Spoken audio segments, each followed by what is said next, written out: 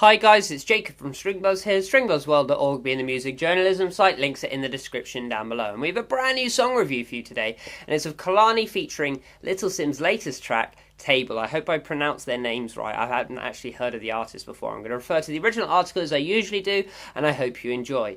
So 2 reviews down today, and our third we have another pair of artists who I've genuinely never heard of.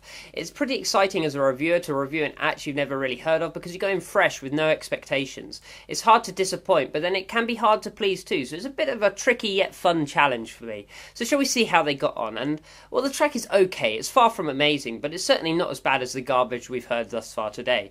I like the balance and chemistry between the artists, but the song just lacks so much originality that it's difficult to really give it a pass. I think Kehlani is by far the smoother artist on this record, and that Little Simz is a little sort of tacked on, but both rappers put in a much better show than a whole ton of male rappers have on their features this year. I do think with the likes of ASAP Mob and a whole ton others, Lil Wayne, all these people have been having these features this year and really adding nothing to the track. Whereas I think Little Simz' feature on here is not too bad. It's not, though it is a bit tacked on, I think her verse is actually fairly good.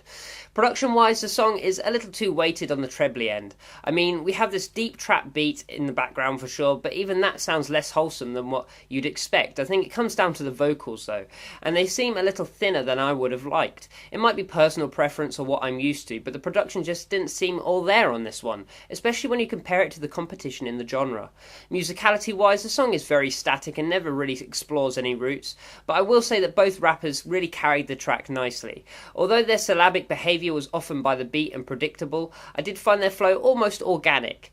Kehlani also has a great voice when she lets loose, and perhaps I'd like to hear more of that on another record. I imagine she's done that in her prior tracks in her discography, so I'll definitely have to give them a listen. I definitely think she has a really good voice.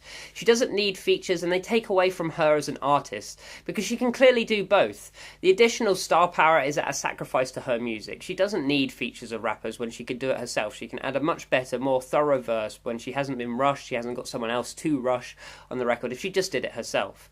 The rest of the instrumentation is very plain and unimaginative, with the synths never really going anywhere, the bass never leaving what was established in the first few bars. So I think the instrumentals also sort of let down both the artists on this record. So all in all, it's okay, and there is a lot of work to be done from here on out.